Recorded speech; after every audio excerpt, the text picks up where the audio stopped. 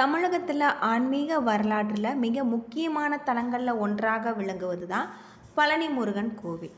அறுபடை வீடுகளில் மூன்றாவது படை வீடு என்ற பெருமையும் பழனி என ஞான தத்துவத்தின் உலகிற்கு உணர்த்தக்கூடிய புனித தலமாகவும் பழனிமலை போற்றப்படுது.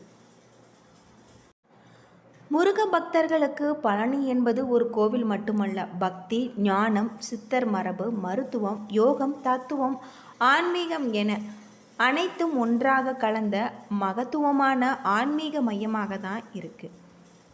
ஒரு நாள் நாரதர் முனிவர் சிவபெருமானிடம் ஞான பழத்தை ஒன்று கொண்டு வந்திருக்காரு. அந்த பழத்தை முருகன் மற்றும் விநாயகர் இருவருமே வாங்கியிருக்காங்க. அப்பொழுது சிவபெருமான் மற்றும் பார்வதி ஒரு போட்டி வச்சிருக்காங்க. உலகத்தை முதல்ல சுற்றி வருபவர்களுக்கே இந்த ஞான பழம் பரிசு என கூறியிருக்காங்க. தன்னுடைய மயிலை எடுத்து உலகத்தை சுற்ற புறப்பட்டிருக்காரு. விநாயகரோ தாயும் தந்தையுமே உலகிற்கு சமம் என கூறியிருக்காங்க. இதனால் ஞானப்பழம் விநாயகருக்கு கிடைத்தது. திரும்பி வந்து முருகன் கோபமடைந்து கைலாயத்தை விட்டு தெற்கு வந்து இந்த மலையில் தண்டாயுதபாணியாக நின்றிருக்காரு. இந்த மலைக்கோவில் சுமார் 150 மீட்டர் உயரமுடையதாகும். சிவகிரி என்று அழைக்கப்படுவதாகும். மலையின் மீது தண்டாயுதபாணி சுவாமி காட்சி தரதாக சொல்லப்படுது. மலை அடிவாரத்தில் திருஆவினங்குடி பெரியநாயகி அம்மன் போகர் சன்னதி இருக்கிறதாக சொல்லப்படுது. அது மட்டும் இல்லாமல் இங்கு முருகன் மற்ற அறுபடை வீடுகளில் இருப்பது போல அரசு அலங்காரத்தில் இல்லை. கையில் தண்டம், இடுப்பில் கோவணம், தலையில் மொட்டையடித்த வடிவம் யோக நிலையில் காட்சி தராரு. இது ஒரு ஆழமான தத்துவத்தை குறிக்கிறதாக சொல்லப்படுது. உலக ஆசைகளை விட்டு துறந்த ஞானியின் வடிவமாக இது சொல்லப்படுது.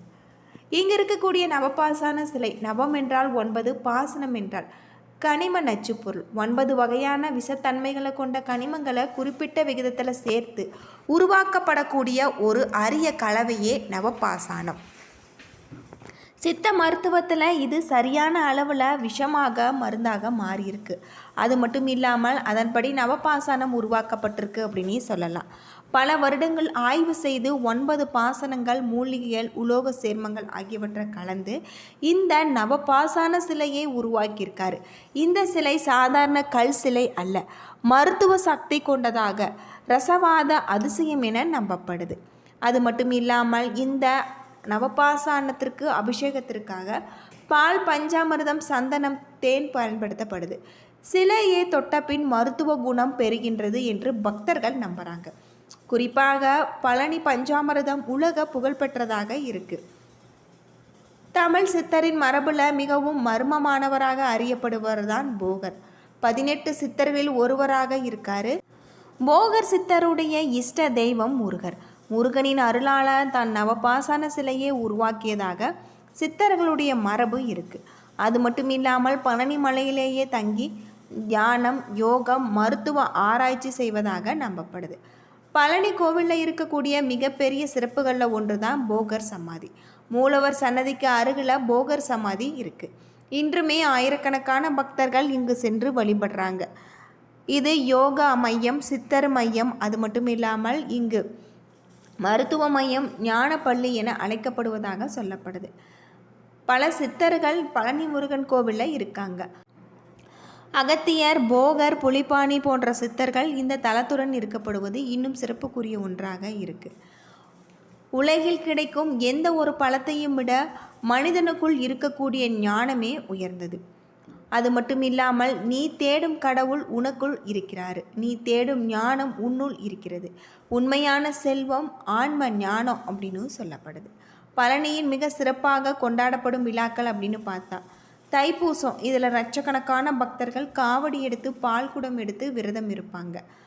பங்குனி உத்திரத்தில் திருமண திருவிழா, சிறப்பு அபிஷேகம், தேரோட்டம். அது மட்டும் இல்லாமல் பழனி காவடி மரபு. முருக பக்தியில் காவடிக்கு தனி இடம் உண்டு. அகங்காரத்தை இறக்குதல், மன சுத்தி, பக்தி வெளிப்பாடு என நம்பப்படுவதாக சொல்லப்படுது. பக்தி மரபு கூறுவது ஒன்றாக இந்த நவபாசான சிலை சொல்லப்படுது. நவீன அறிவியல் நிரூபித்த ஒன்று என்பதை வேறுபடுத்தி புரிந்து கொள்ள முடியும். நவபாசானம் பற்றிய மர்மம் இன்னும் மக்களை ஆச்சரியப்படுத்தி கொண்டுதான் இருக்கு. பழனி என்பது வெறும் கோவில் அல்ல, அது முருக பக்தியின் உச்சம். சித்தர் அறிவாளர்களின் அடையாளம், நவபாசான அதிசயத்தின் மையம், போகர் சித்தருடைய ஆன்மீக ஆய்வகம், பழனி என்ற ஞான தத்துவத்தின் வாழ்வும் சின்னமாக சொல்லப்படுது. பழனி முருகன் கோவில் பல்வேறு சிறப்புகளை கொண்டிருக்கக்கூடிய வகையில் தான் அமைஞ்சிருக்கு.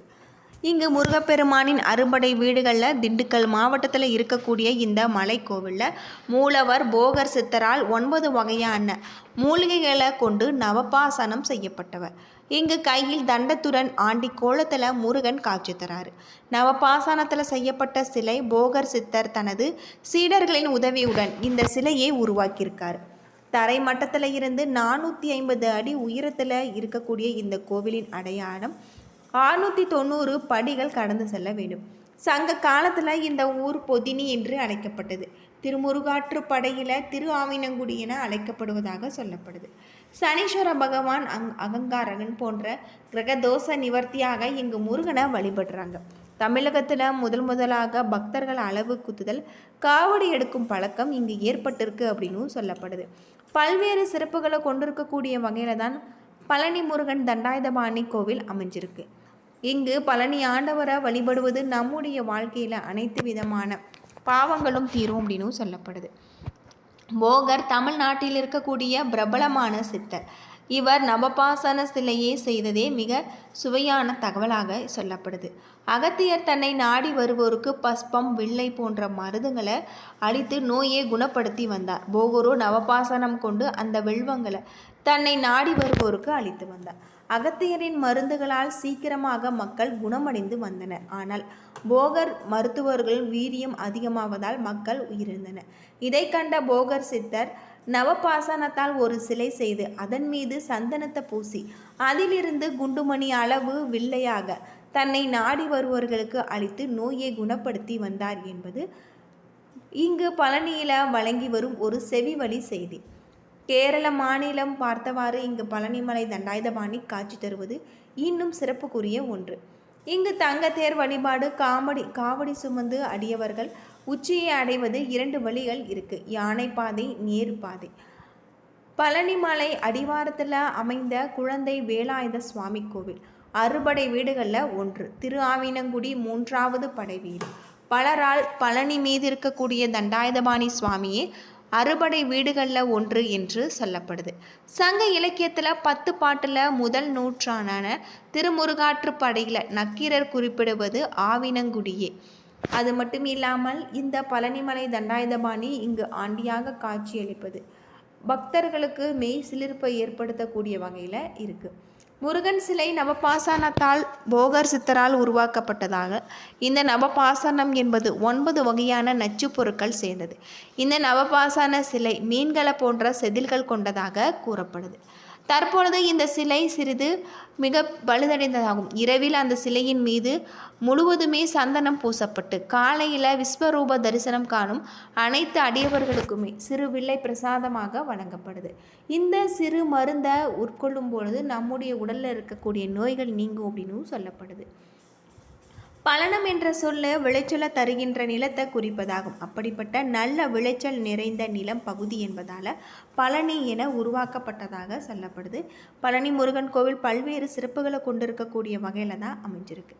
என்ன நண்பர்களே, இந்த வீடியோ உங்களுக்கு பயனுள்ள ஒரு தகவலை தந்திருக்குன்னு நினைக்கிறேன். வீடியோ பிடிச்சிருந்தா லைக் பண்ணுங்கள், ஷேர் பண்ணுங்கள், கமெண்ட் பண்ணுங்கள். நம்ம சேனலை சப்ஸ்கிரைப் பண்ணலைன்னா மறக்காமல் சப்ஸ்கிரைப் பண்ணிவிடுங்க. நன்றி நண்பர்களே.